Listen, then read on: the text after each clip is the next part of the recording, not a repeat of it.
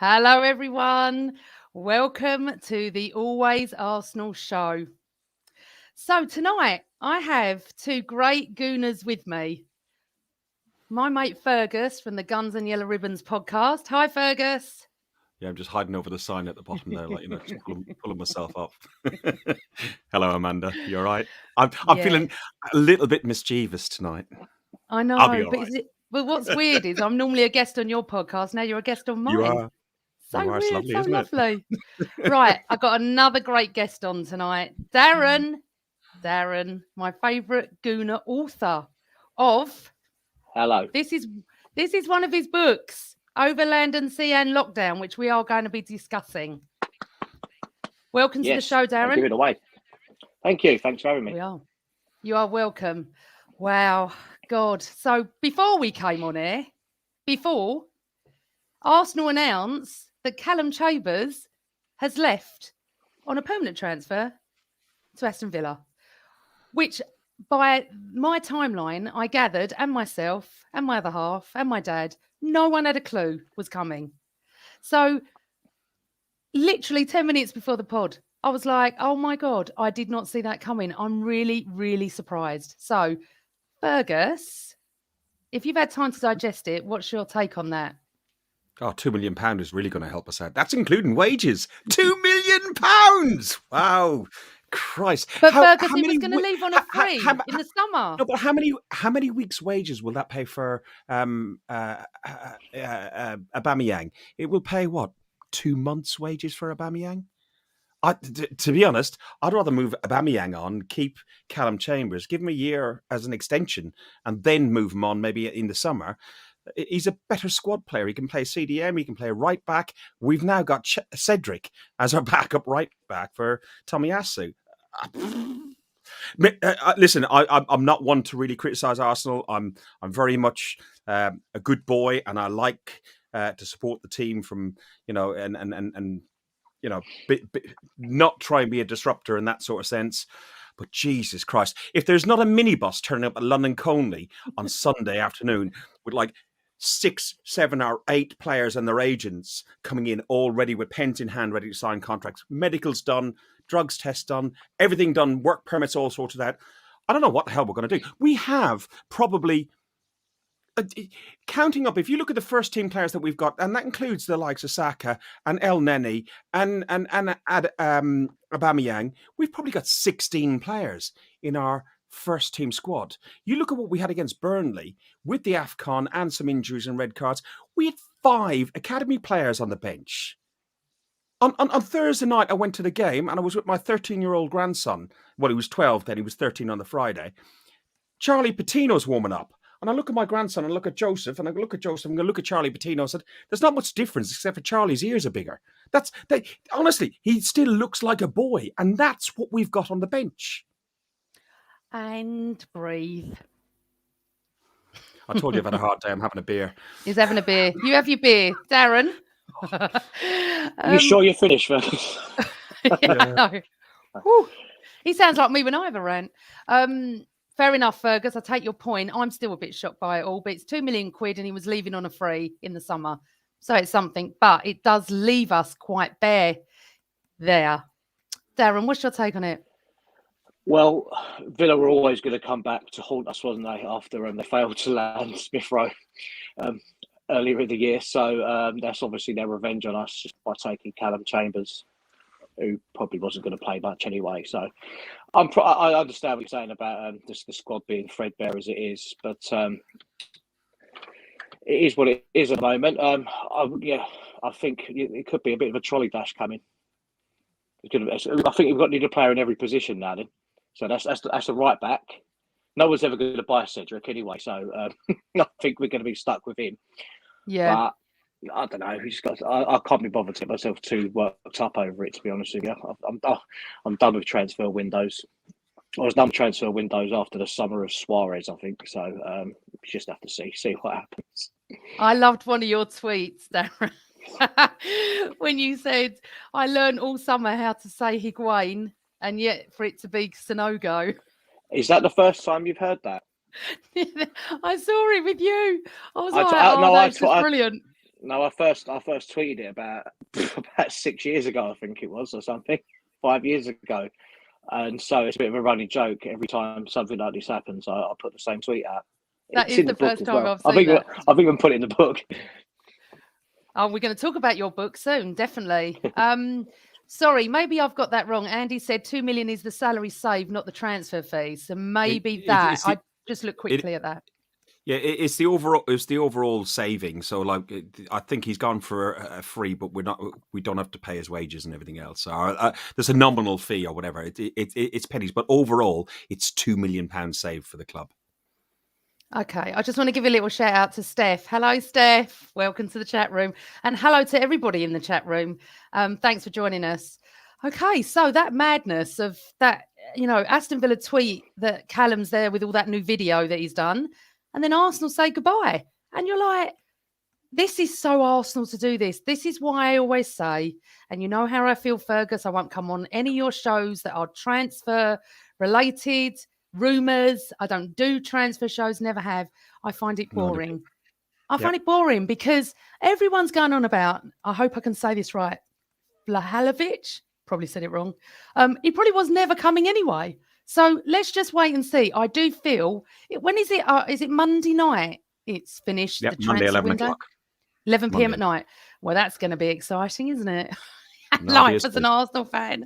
The meltdown on Twitter if we do not sign anyone. Well, listen, unless you've got four players with COVID, then you can postpone the end of the transfer window. Yeah. Right, boys. Some orange juice on a lateral flow test, and you can cancel the whole lot. Yeah, or Liverpool did. Yeah. Right, we're not going back there. So, right, boys, between us, we're about 150 years of age. Okay, so for the young ones in the chat and the older ones, I want to just go back to a bit of your first games, Highbury, your first memories, and stuff like that. So I'm going to go to the youngest one first. Darren. Hi. Hi. Well, my first game, I can just about remember it. My dad took me. My dad was a Tottenham fan, but he was good enough to still take me to Arsenal because I wasn't as stupid as him. It was, I don't remember anything about the game at all. I do remember actually being sat in the stand. I'm sure it was the East stand, and we played against Cologne. In a friendly, and I remember Tony Woodcock was playing for them, and who eventually came and signed for Arsenal. That is as far as my memory goes of that one. I can't remember what the exact date of it was as well, but if Andy Kelly or Mark Andrews are watching, they can let us know. But yeah, that's it. And then we dad. Where were you sitting at Highbury? I was pretty sure it was in the East stand. Pretty sure it was in the East stand. That's where my dad used to take us. Well, take me, sorry. And like I say, he was a Tottenham fan, but he still took me to Arsenal every now and then. He even suggested me to Tottenham every now and then as well. But once he realised that was never going to happen, he gave up on that. And Darren, as the song says, and what did you say? I'm not allowed to swear. You're not allowed to swear. It's a shame, really. Same old Arsenal channel, please do not swear. I think everyone knows the words. Yes, we do. Yeah. Highbury, East Stand, my stand, Darren, as well. The memories, fantastic. Got millions of them now. What was one of your best games at Highbury? Yeah. I remember the semi-final second leg of the Littlewoods Cup against Everton. That was a really good one. We might have got took us through to the final. Rocastle and Thomas scored, and Alan Smith, I think. I've had a few drinks since then, obviously, over the years. But yeah, that was one I really remember. The other one was when we played United in the FA Cup when Brian McClare, I think the ball hasn't quite landed from that penalty yet. The one that he blasted into the North Bank, over the North Bank, whatever. That was another good one. Yeah, I'm just trying to think back, and then the invincible season when we beat Liverpool. That was quite something, that as well. That was Do you we know, was down and out at half time. talking about Darren, that, was that the game where Vieira got sent off for that foul in that season? Was it?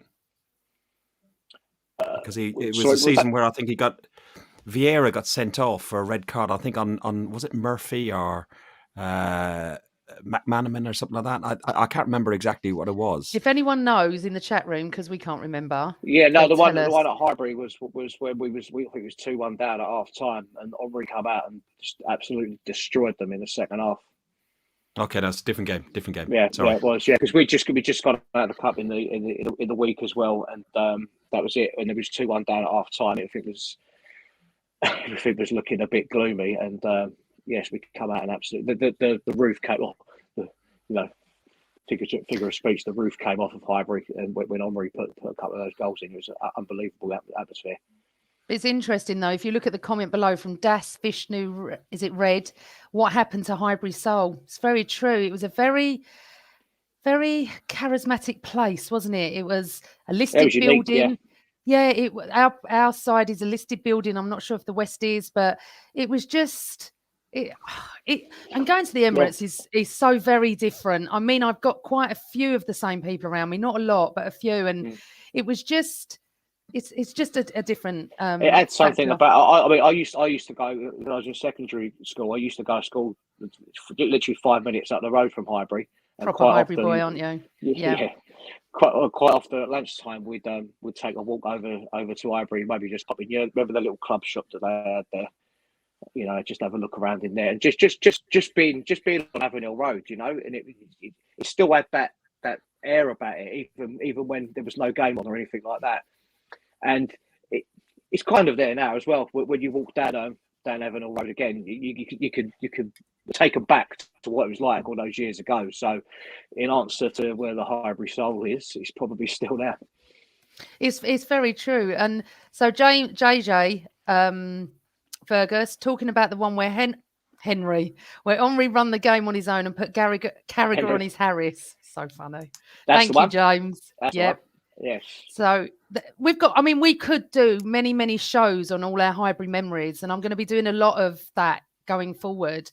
And there was just someone in the chat here that said their first memory was Alan Sunderland 79, you know, United, the final. And that was, for me, I was 10 years old nearly. And that was the year before I remember losing to Ipswich in 78. But I remember 79 much more, and that's when I properly started going. I went when I was 4, but I mean, you honestly take it for granted. I took it all for granted, and then when they said they were leaving, I was devastated. And then the last game and all of that. So my memories are, I've got loads. But Fergus, come on, what's your first memory and what's your best memory? Well, I'm about 20 years behind you lot because I lived in Ireland until 1988. So, and I wasn't really into. I supported my hometown. I supported Ireland. I watched Ray Houghton score against England in the Euros, and my football experience was supporting the Republic of Ireland. Yeah. And watching my hometown, Athlone Town. My uncle played for the town team. We got into the European Cup Winners' Cup, and he played against Standard Liège. He was the goalkeeper, saved a penalty. He was a hero, and I was at school, and we were next. But when I came to London, I met my good lady wife, and she obviously fell in love with my good looks and my charm and everything else. But I didn't really like football hugely at that point. But her family and everybody else around her were all Arsenal fans. And at that stage, I was in sales. And one of the good things to talk about was just keeping an eye on the score because it got me in with the brother-in-law and everything else. And I slowly got more and more into the football. Met her in, 94? By 99, August 26th, I think it was, 1999, I saw Arsenal play Bradford. I was in the West Stand. I was in the posh seats. I was in the West Stand upper. And I went to see that game. It wasn't a brilliant game. Thierry Henry had just signed for us. I think the following week, he went and scored his first goal at Southampton. One of the I saw about 5 or 6 games at Highbury. I wasn't fortunate enough to get to many games because of work, young family, and everything else.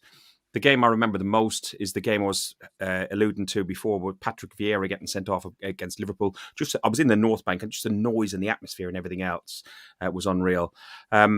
Mostly, my brothers used to get me tickets to see Arsenal versus Bolton, and invariably Kevin Nolan would score a goal against us. He scored 3 goals against Arsenal, 2 at one at Highbury, 1 at the Emirates, and 1 at when he played for West Ham. I now have a beer with him in my local pub, and I remind him how many times he's ruined my birthday, because it generally was a birthday treat. You talk about the West Stand. The West Stand, the old away entrance is listed and is still there, and it's been restored. So that's kept as well. But one of my favourite memories is I didn't live very far away, and we used to open the patio doors in the back garden, and we'd watch the game on TV, and you could hear Highbury. And it was Arsenal versus Man United. My 2 brothers were Man United fans. My dad was a Liverpool fan from Dublin. But he came up, and we sat in my lounge, and we had a couple of beers and everything else. And when Barthez pulled his shorts up and we beat Man United 3-1, I'm running out in the back garden. You can hear the crowd. Look, listen. And I just loved it. And that's my probably best memory from Highbury without being in Highbury, if you know what I mean. Yeah, no, I agree. And what Mark said as well, 78, 79, 80, I think that's a lot for us. But, you know, it was weird growing up in the 80s, because where I lived, it was very much West Ham and Tottenham. There was Arsenal, but it was more West Ham and Tottenham were doing so well. Where I am. Yeah, well, exactly where you are now. I'm in the swamp. But it was hard growing up at school, because Tottenham in the early 80s won a few things, and oh God. And when I left school, it's then we started, so I couldn't even get my own back because we'd already left school. Well, imagine living with a Tottenham fan. You thought school was hard? No. My dad is the no, but the funniest thing is my dad is the only Gooner in our family. Every single one of them are Tottenham on my mum's side, so he's had that all his life. Yeah. We take no notice. We just get on with it. But the thing is, and I'm just jumping forward now. Okay, so just a couple of minutes on this, because I know everyone can rant and rave. The current situation with the team at the moment. Forget Callum leaving. Burnley on Saturday was Sunday, was absolutely dire. I actually said last week when I was talking to Alan Smith on the show, I said, I think the game's going to be dire, and I think the fans are going to have to lift the players, but the players have to do their part. For me, it was 2 points dropped. We should have won that game. We should have had more. Darren, last Sunday, disappointing? You should be winning those games. We was a striker away from not winning it, I think. I mean, we had some chances, but we looked absolutely exhausted as well. I think we have to remember, obviously, as much as we need to get players in, we need to get players back as well. I think and to just get a bit of a rest. They was dead on their feet the last couple of games. So let's not forget as well. It's only a few weeks ago, like last month, that we was absolutely flying as well. And it's weird. I mean, everything seems to have just gone wrong this month since Xhaka gave away that penalty against City, and because everything was we was flying up until then, and teams have bad months. It happens. It doesn't mean that that's going to be how it is for the rest of the season. We could definitely do with a striker coming in, but again, the January window has never been an easy one. Anyway, it's if we can't bring a striker in, then we're obviously going to have to make do with the best that we've got, and hopefully we can just get that form back that we had in December, because the squad isn't going to be a great deal different to what it was back then. So that's what I'm hoping for. Anyway, I'm hoping that the rest of do us a bit good over the next couple of weeks. Anyway, and just that sort of comment from Ian Barron just puts it into perspective what we actually have. Hi guys, I'm a Darlington FC fan. We were made bankrupt in 2011, reformed in 2012, demoted 4 leagues. We are currently a fan-owned National League North club. We've had 3 promotions to date. I mean, careful, because you're going to get some people saying if Arsenal don't sign anyone, they're going to go and support them. Yeah, I know. I might do that. I would. Probably be better for your health and your blood pressure. Fergus, come on. What do you think? What do I think? Well, people talk about a dreadful January. If you look at it in perspective, and this is where I'm trying to look at a half full sort of thing.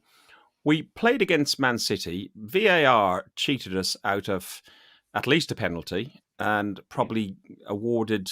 Well, it probably was a penalty to City, but it was a very soft one considering that the referee waved both penalties away. But we gave a good performance, and tactically we were very, very good against a very, very strong Man City. Excluding the FA Cup game, because if we're looking at the Premier League, because that's our main focus right now, we also played Burnley. So playing Burnley and playing Man City, we got 1 point out of a possible 4. And I think we could still be playing Burnley right now, and we still wouldn't have scored. One, because Lacazette was just he worked hard, but he was too slow and could never get on the penalty spot for any of the crosses that Tierney or Martinelli was putting into him. I think, added to the fact that we had the COVID case and the injuries and AFCON, Arteta and we sold 16 million players and loaned out 16 other million players to other clubs and got rid of all the deadwood.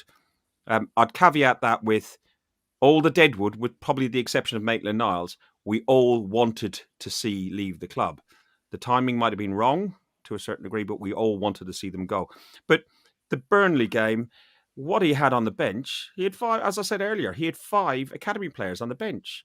When it came to changing things up, we had the choice of bringing on Nuno Tavares, maybe moving Ben White around the pitch a little bit and changing some of the formation, which is what I probably would have done, because putting on Eddie Nketiah was almost a waste of substitution, but it probably was the only substitution he had open to him. Yeah. But he could have easily gone for one of the young kids and put them on, because they might have played with a bit more passion.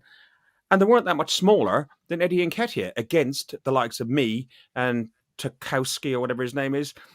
They're man mountains. We had the same thing on Thursday night against Van Dijk and what's the other number 5 for? Yeah, the other bloke. That's it. Yeah, he was a big git as well. But we're such a slight side. Even looking at Lacazette, Lacazette's not a small man, but in comparison to these centre halves and how big these teams are at the back, we haven't got a chance. But Fergus, am I disappointed? Yeah, come on. No, I was just going to say, one of the main problems is we need a player to put the ball in the back of the net. I don't care what he does this transfer window. I need a striker in. Or we need Aubameyang back to come back. No. Apologise to the club and the fans and get on with his game. No. To put the ball in the back of the net. You're saying no, but if we don't bring a striker in, Fergus, I don't think Arteta's going to have him back anyway. I understand that. But we need someone to score goals. The guy is a snake. He's done it at Dortmund already. Yeah, I know that. He's done it again. He's done it for his country out in the AFCON. They sent him back for health reasons, but as transpired, he'd been out partying all night, one in Dubai and then also in Africa. I've been sent home for work for those sort of health reasons as well. Yeah, I'm pretty guilty of those most times as well. Yeah, but it's just when it used to be the same day every week that they used to get the yeah, Mondays and Fridays and Wednesdays. Yeah, why have you always got stomach upset on a Monday?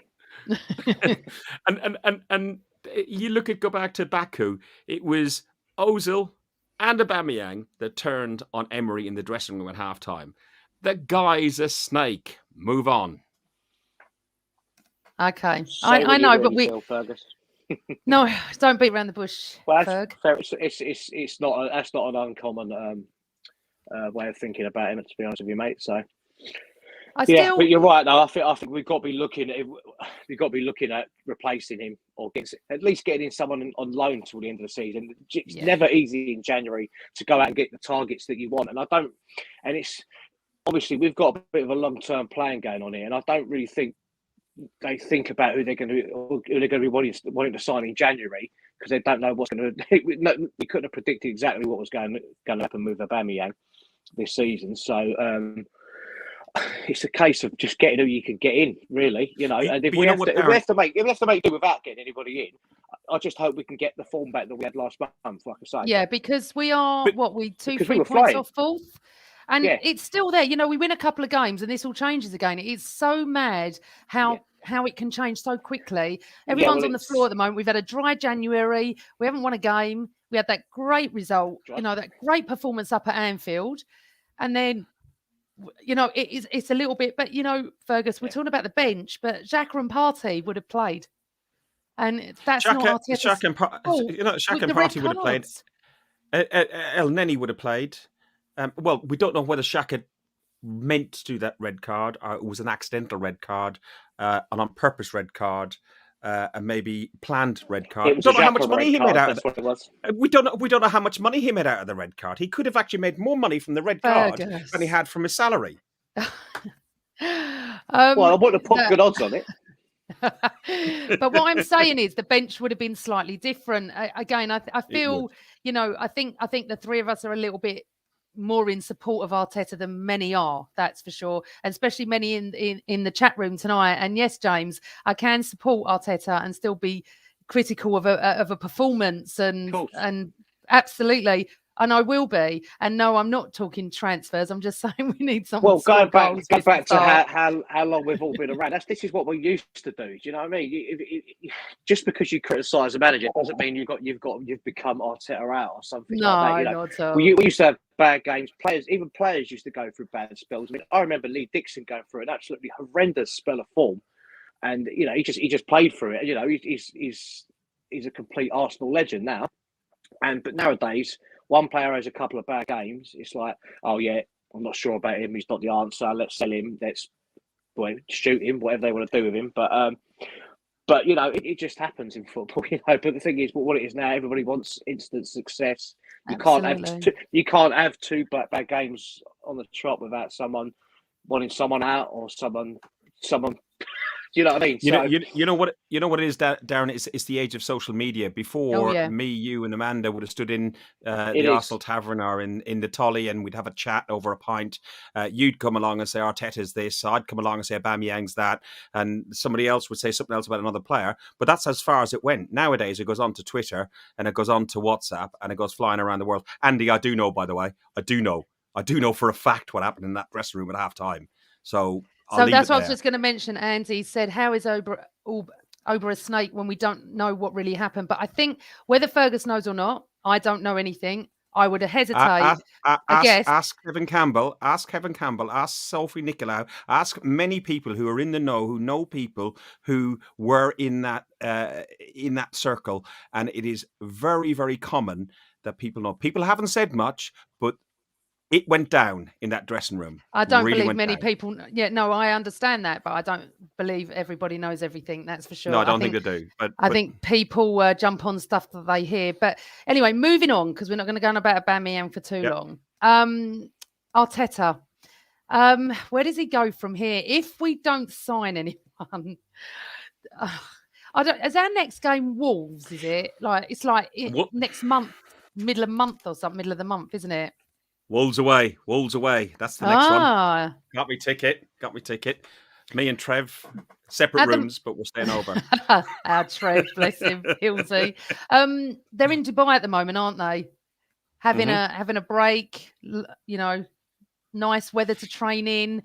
And Saka, he so needs a break. I wish he was just swimming in the pool, sitting on the beach. He deserves it. He is shattered. After that game against Burnley, he could hardly walk off. But he brought his unicorn with him. Yeah. It's really cool. You know, we feel moving forward, it's very hard because we don't know. The transfer window doesn't shut, does it, till Monday at 11 o'clock at night. So we will all have to wait and see, because it could be dramatic and we sign someone 10 p.m. on Monday night, or we might not.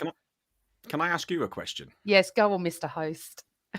No, I'm not being Mr. Host, but I love you. You're on about saying Arteta and we got to sign somebody.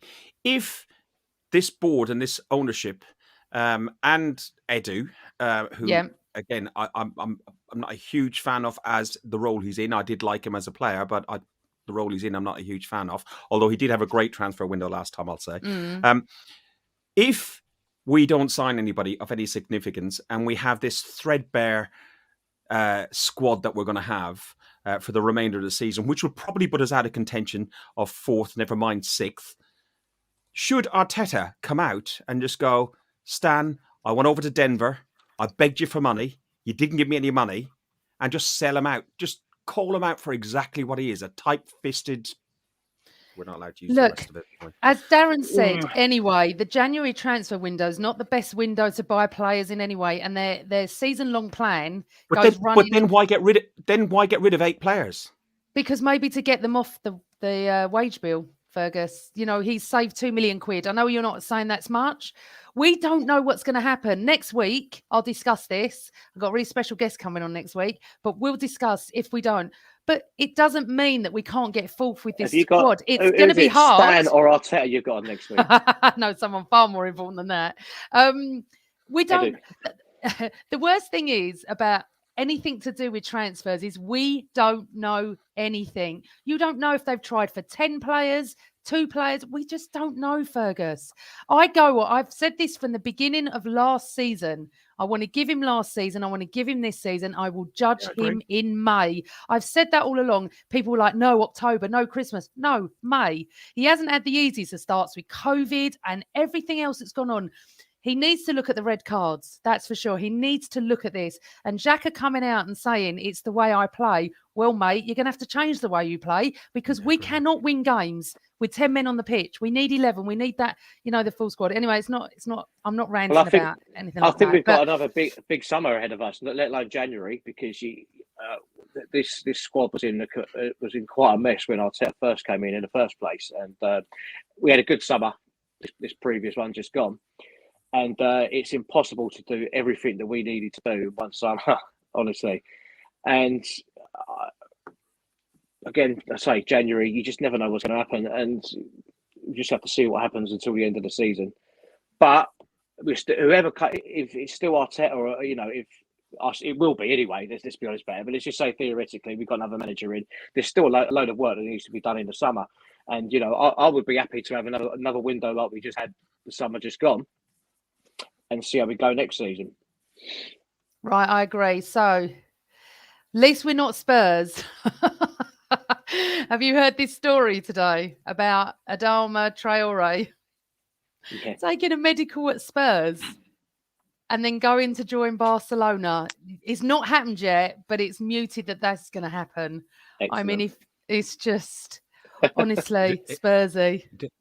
He doesn't want to play right wing back, does he? So he's going to Barcelona to play for Spurs. More forward role. No. That's what I think. Right, we're gonna change topics a little bit. So the reason I asked Darren to come on, not only because he's a top gooner and he knows his football and he's a hybrid boy and all that, Darren is also an author of 2 amazing books, one of which I have right here. It is called Over Land and Sea and Lockdown. Just Darren, talk about your first book, Clickbait, and then we'll go on to this one. So tell the audience what Clickbait is about. Clickbait was my first book. It was a diary of the football season from my own point of view, just from a supporter's point of view. The Clickbait title came about because it was called Clickbait and then subtitled Life as a Modern Football Fan. It was pretty much about my disdain for the modern game and everything that goes with it, not the actual game on the pitch itself, but everything off the pitch, the social media nonsense and the journalists and pundits alike. And that's how the Clickbait title came along. But it was basically just me writing my thoughts down throughout the whole season. And that's what brought me on to the next book. I decided to do it again. And but this was like a football season like nothing ever before. I started to write it in the same way as what I did the first book. And from the first game of the season, we was away at Fulham, and it was the opening game for the Sky fixtures, and even they weren't giving it the usual gusto, and to see the players walking out to the pitch in front of an empty stadium, it was like, right, this is just, it's football, but it's not football as we know it, you know. And Awful, wasn't it? yeah, and then so what? So then, as the because you know it's pretty much been writing every day, every week throughout the whole football season. And as the first couple of weeks came along, it was like it went by. It was okay. I just feel that I needed to document everything that was going on around football, not just football itself, but it was all going through. You know, the football season began just as the second wave was just looming ominously in the background, you know, and within a few weeks, then we had other more lockdowns. I mean, I was just going through the book earlier on, and so much happened throughout that football season as far as the pandemic went. You know, like I say, we just had a taste of freedom before the football season started. But then the second wave started kicking in. Just looking for it now. Got colour coded pages as well. You see, look. That's the Corona Diaries. Oh, I love that. Yeah. And I mean, it went through everything. We went through tier systems, lockdowns, then the reopening, vaccination. You know, the roadmap was announced. It pretty much that football season encompassed all of that. And then by the end of it, you know, we was looking on, you know, for our way out of the pandemic. You know, and so. The book itself, it covers the whole football season. It covers every game. I talk about every game, you know, from my own perspective. But it's also got, you know, a unique slant on it where I talk about things outside of football. You know, the pandemic itself, life in the pandemic, and how we use football to as an escape from. We use football as an escape from everyday life as it is. Most of us do anyway, and. You needed that more than ever before during lockdown times, during the times of pandemic, and it's amazing really when you look at how you don't realise how much of a part of your life Arsenal are. You might think you do, but if you when you're in such a unique position, and I felt like the way that the pandemic was going, and you know how people were people's lives are changing. Arsenal were still that constant throughout, you know. And it's quite amazing how it parallels real life. Did you find it? Did you find it like cathartic? Did you find it therapeutic? Like, therapeutic to write it in what was the weirdest times? A time that we will never experience again, and hopefully our kids will never experience again. You know, it's the weirdest thing. It's the closest to war that we'll ever get. Yeah, absolutely. I find writing cathartic anyway, but throughout this, it really did. Yeah, just to get the words down, you know. And again, I write it all from my own perspective, my own feelings and experiences throughout the pandemic. But I think a lot of people, I think it will resonate with a lot of people. The Arsenal stuff, obviously, will do with Arsenal fans, but it's with everything else that was going on. I think one day I was just going back through it earlier on, and one thing that summed up what we was going through then was I'd had a bad week. Just, you know, we was all having our bad days, our bad weeks at that time, and then I had a good weekend, and I started to feel a bit better. Then it was, and then I found myself walking home on a Thursday night. Arsenal were on a good run. And all of a sudden, I started to feel better because I knew that I was walking home. It was quite a nice evening as well. I was walking home from work, looking forward to watching Arsenal play Palace, and we drew 0-0. So that's just, I think that's the ups and downs there, just within a few hours. Like, you know what I mean? But the book is funny, Darren, as well. It's hilarious. When you put it's the 400th day of January and stuff like that. I think everyone. I know it is. It feels January goes on forever, doesn't it? But you know, I'm only halfway through the book, but I love it. It's just so funny, and I couldn't write a book, but I'm sitting there going, oh yeah, I felt like that. Oh, that is so funny. That is so true. And I do like and as an Arsenal fan, because it's purely about Arsenal, it's a brilliant book, and I think everyone should go and get it on Amazon as well. So, we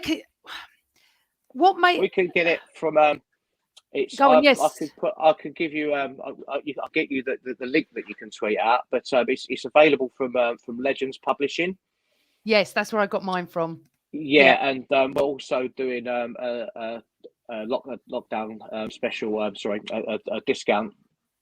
Okay, so if everyone goes So what we're going to do, we're also going to give a book away, aren't we, Darren? But we're not going to ask the question yet. So to win the book, to win Overland and Sea and Lockdown, you've all got to go and follow AFC North Bank 102. I'll give you that name again on Twitter, which is Darren. You follow and you tweet him the answer, which I'll give you the question at the very end of the show. Don't put the answer in the chat room, because if you put the answer in the chat room, you'll be null and void. You need to follow AFC North Bank 102. Okay. Follow, tweet him the answer, hashtag the Always Arsenal Show.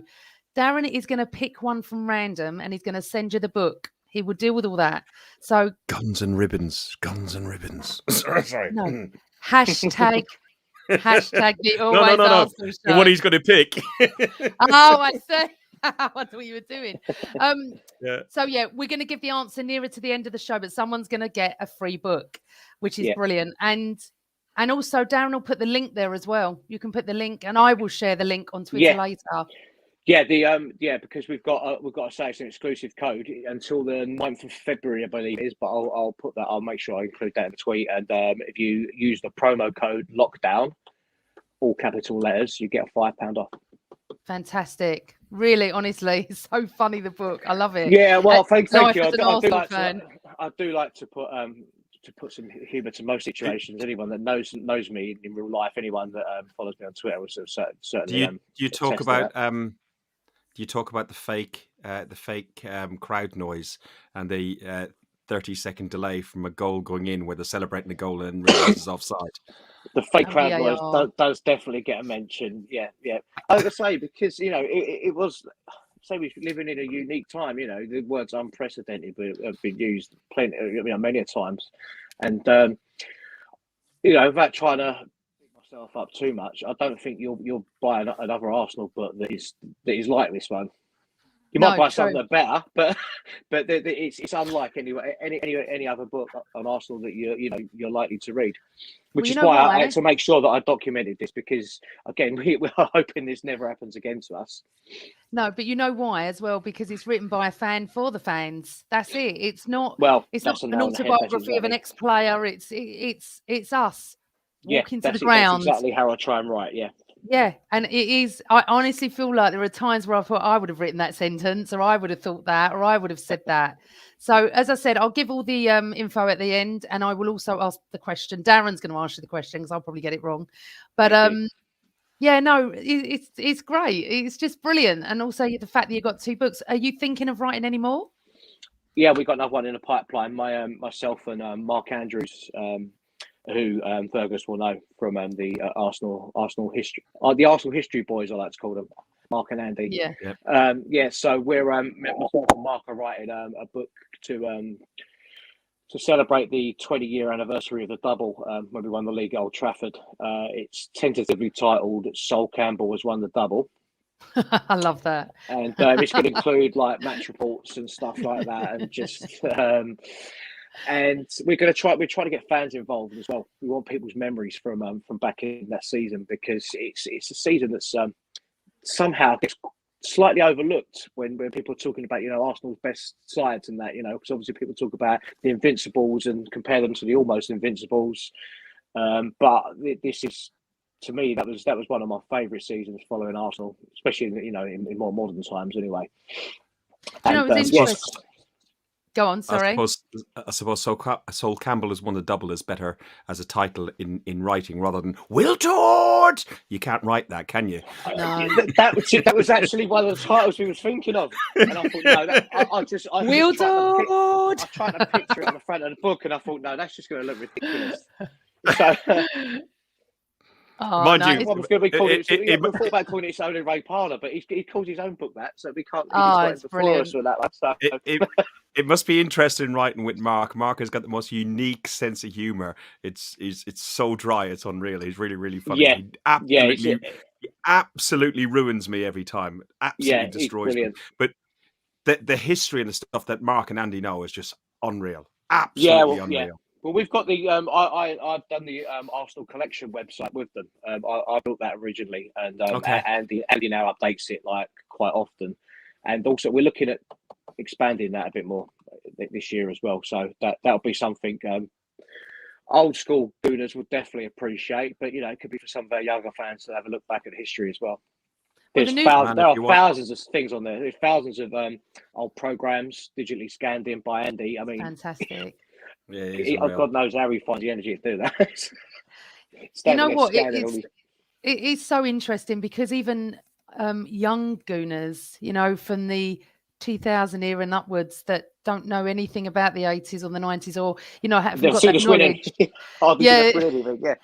But no, well, we did from 86 onwards. I remember winning quite a bit.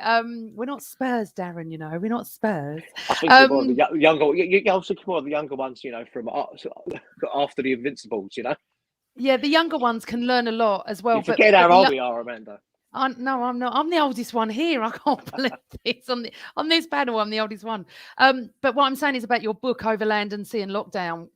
It's fantastic because in 30, 40 years' time, people will go, what does lockdown mean? What do you mean lockdown? And, and if they're a football fan, this book would be fantastic because they'll be like, oh my God, it was mad. We lived in a mad world. We weren't allowed at football. Yeah. And then I went to the Brighton game and I had to sit in the clock end. Half the stadium was me closed. too. I had to sit with my mask on. I put it down slightly, my mask. The steward came up to me. I was like, it felt the weirdest thing to go. You want even more surreal? I went to the Rapid Vienna game. Only 2,000 people allowed in, and I went to that one, and that was really. Listen, you know what? You talk about fake crowd noise, and you talk about 30 years time. When you talk about your nan talks about powdered eggs and stuff like that. That's what we'll be talking about with fake crowd noise in football. when we get really old, Fergus, we'll be talking about during the war, during the pandemic. So we were during the pandemic. Buy the book, if not for yourself, then for your grandchildren. That's what I was coming to, Darren. That's a shameless plug, that one. Yeah, I was plugging it. The younger ones can buy it for their, I saw where you were going. dads. But they can also learn a lot as well. So, yeah, I think it's brilliant. Honestly, everyone, please, Legends Publishing, go and follow Darren. Go and get the book. Support a Gooner. And it's a really good read as well. You'll really enjoy it. So, Twitter, AFC North Bank 102. I hope you started following him now. Follow and tweet. Hashtag the Always Answer Show. And the question will be coming shortly. So stay with us. It won't be long. Right, you two. It's been amazing. I've loved this show. We could carry on for ages. I've just got to put this one up. Thank you for... Where's it gone? Hold on a second. Thank you for your donation, Suresh, to the AFC Same Old Arsenal channel.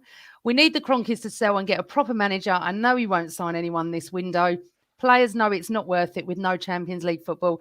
Suresh, we have to wait and see. We don't know anything. Aubameyang joined us. We had no Champions League football. Players do join, Maybe it's for Arteta. Maybe it's the fact that it's the Arsenal, We're not, Amanda, on this day last year, we signed Martin Odegaard on a 7-month loan from Real Madrid, and we went on to sign him a full time. Things do happen in January. They do, but also they happen when you're not in the Champions League as well. Yes. So moving forward to the next few months, okay, I'm just going to ask for your predictions as it stands now. We don't know who's joining us, but our predictions now of where you think we're going to end. And I'm going to write this down. I'm going to bring you back after. So, Fergus, I'm going to come to you first. What position do you think we're going to end? Watch out, Everton. We're coming for you. No, seriously. Listen, if we beat Wolves and beat Spurs, we're clearly into the driving seat of a top 4. It is possible, but with the lack of depth and lack of backup within Lacazette, with the lack of backup in the squad, I think that's going to be a really difficult struggle. My thoughts at the beginning of the season was 6th as a minimum, 4th was our ultimate target. Where do I think, Amanda? Honestly, at this very moment in time, I find it very difficult to see. I can't. It could be worse than last year at this rate. Honestly, it shouldn't be. Because we've put the groundwork in, and Fergus, as I said, where do you think we're going to end? Come on, I'm gonna say 6th. Listen, as long as you it's above Spurs, I really don't give a monkeys, but 6th. Okay, Darren. Well, at the beginning of the season, I said I could see us finishing in the top 4. lot of people laughed at me back then. And probably didn't realise that. Well, we still might be quite funny, but I'm not going to change. I still think we'll get top 4. Do you? Okay. Yeah. Well, I'm in between you. I think 5th. I thought that anyway, not just to say I'm in between you, but I do think 5th. I just don't think, again, if we were speaking next week and we could see if anyone was coming in, I'm not sure we can hit 4th. Last month, I thought there was a massive chance, but this month has really been awful. I think 5th, that is an improvement, obviously, on 8th. I don't think we'll be 8th or 9th, but who knows? Okay, well, I've written those down. So come May. The main thing is that we're in European football next season, the Europa League, not the conference, Europa League or Champions League. If we do get Champions League football, I think we'll end up in the Europa League quite quickly afterwards because we don't have the strength and depth.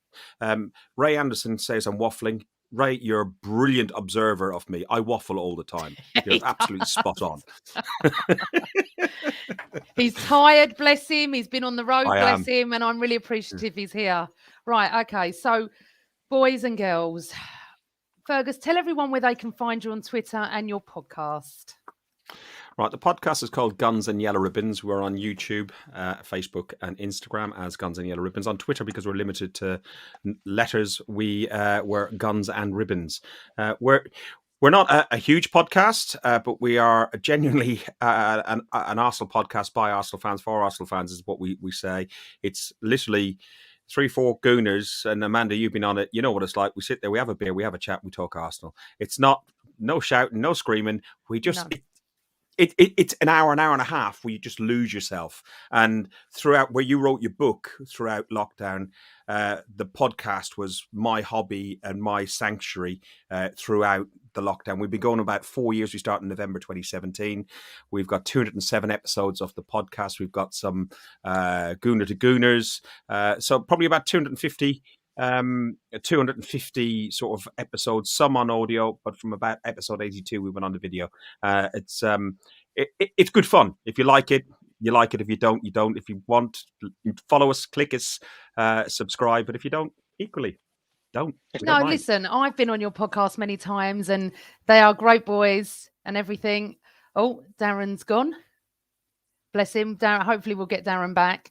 It was a really, really great podcast. I really, really enjoy coming on. So that's lovely. But while we're waiting for Darren to come back, hopefully, I've got a few shout outs that I want to do. First of all, one of our listeners, Darren, got engaged this week. Hold on, I'm just going to bring Darren back in. I don't know, you just went. It just crashed completely. Oh, well, I'm glad you're back. I'm just doing a few shout outs. You are down the bottom, yeah. We're on top of you. Just going to do a few shout outs. First of all, Darren, lovely listener of the show, brilliant Gooners, got engaged, and I'm so pleased. So congratulations, Darren, to you and your partner. Woo, lovely. Can I come to the wedding? Woo. I know a good divorce lawyer. Shush. I want to do a little shout out to a little boy called Diego, who's a Celtic and an Arsenal fan. And if I'm right, he's 6 next month and he loves watching it. He loves watching it, I think, so much because he gets to stay up late. So hi, Diego. Also to my friend Steph, who fantastic gooner. Go and follow her on Twitter. She's hilarious. Steph P. Gold. We sat together at football on Saturday and we just laughed. Because that's what you got to do sometimes when you watch Arsenal. You just got to have a laugh. Right, so I'll do the question in a second, but just to let you know, the show next week is next Friday. And the really, really important guest coming on is my dad. Now, if you've never seen my dad on a podcast, he's done one. And I learned so much. I didn't even know half the stuff, My dad is 76, has been following Arsenal since 1959, I think. Was at Tottenham in 70-71, was at Anfield with me. He was in Copenhagen. I wasn't. What he doesn't know about Arsenal is not worth not knowing. Seriously, well, not worth knowing. So he's going to be my guest next Friday, 9:00. And it's just going to be PG and her dad talking about the old days and some stories I probably won't know either. Right. Boys, thank you so much for coming on. It's just been fantastic. To everyone in the chat room, again, thank you. Oh, thanks, Darren. And thank you for tweeting me and retweeting. I'm only a little show, but the channel that I'm on, Craig's channel, Same Old Arsenal's brilliant. On Monday, they have the boys on. Well, it kicked off a little bit on Monday, but it was a good show. Normally he'll have 4 men and a mic, but he couldn't do it this week. Then he's got me on his channel as well. So subscribe to the Same Old Arsenal. Please press like on this when you leave. It'll be much appreciated. So Darren, before we head off, what's the question? Right, bear with me a sec, sorry. Because I'm going to get that. Remember, you're going to win the book, but you have to tag the Always Arsenal Show and follow and tweet. I've got to written it down. I've written it down. Quick. That's all right. What it is, right, obviously, because the book is about last season, we're taking you all the way back to Saturday, the 12th of September, 2020. We played Fulham away in the first game of the season. Right, I want you to tell me who was our first goal scorer.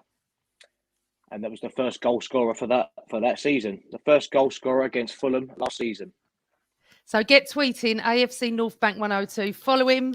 Hashtag the Always Arsenal Show. Give the answer, and you've got a chance of winning over land and sea and lockdown. And it's very funny. You win a signed copy as well. It was a really good goal too, a team goal, wasn't it? Shh. You can't win it. You're on the show. You're thinking of a different goal. Oh, I think he is, yeah. Am I? Yeah. I know what goal he's thinking of, weirdly. How I remember that, I'll never know. Guys, thank you for joining me. And as always, everybody, always Arsenal. Always Arsenal.